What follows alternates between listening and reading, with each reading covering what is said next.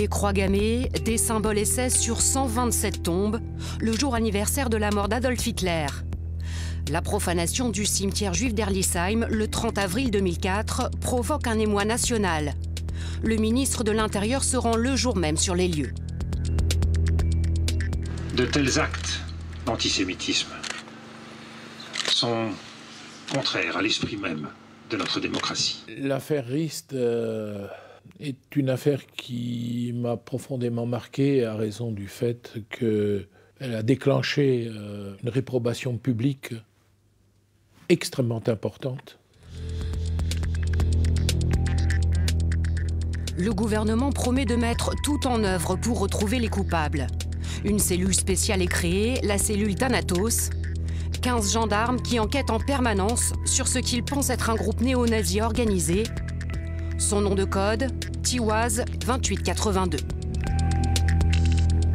Des gars qui ont une idéologie nazie. Race supérieure, territoire germanique, l'Alsace, pas de quartier pour les étrangers, antisémitisme récurrent, portrait d'Hitler dans la chambre au-dessus du lit d'Emmanuel Rist. Emmanuel Rist est interpellé 1 an et demi après la profanation dans une autre affaire. L'explosion d'un cabanon à Rouffach qui blesse grièvement un retraité marocain. À savoir, on cherche des individus qui, par leur action violente, peuvent être identifiés comme ceux qui ont opéré d'une manière aussi violente, mais différemment, à l'égard des Juifs et des personnes enterrées à Herlisheim. Les gendarmes font le lien entre la profanation et l'attentat grâce à la signature Tiwaz 2882 retrouvée au domicile du cerveau du groupuscule, Emmanuel Rist.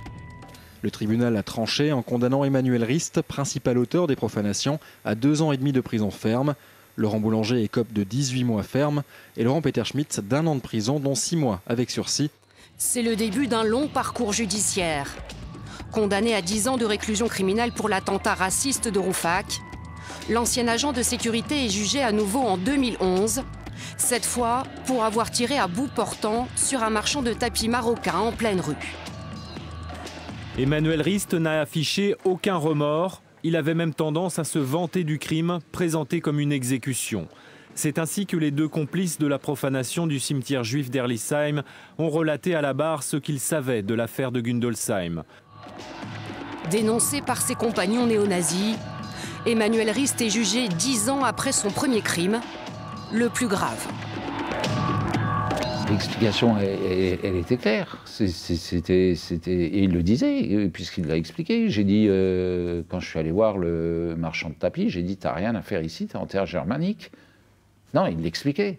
Et il expliquait que c'était dans le prolongement de l'idéologie à laquelle il adhérait. Il célébrait ainsi, Rist, la mémoire de son grand-père disparu. Il avait combattu en qualité de malgré nous dans les troupes allemandes, notamment en Russie, qui lui aurait inculqué aussi l'identité nationale française. Il a mal compris notre histoire, ça c'est clair. À son procès, c'est un autre homme. Le néo-nazi se repent officiellement et exprime des regrets. Sans doute sincère pour son avocat qui lui évite une seconde fois la perpétuité. Il connaît aussi l'autre Emmanuel Rist. C'est un type aussi qui... C'est tout le paradoxe d'Emmanuel Rist.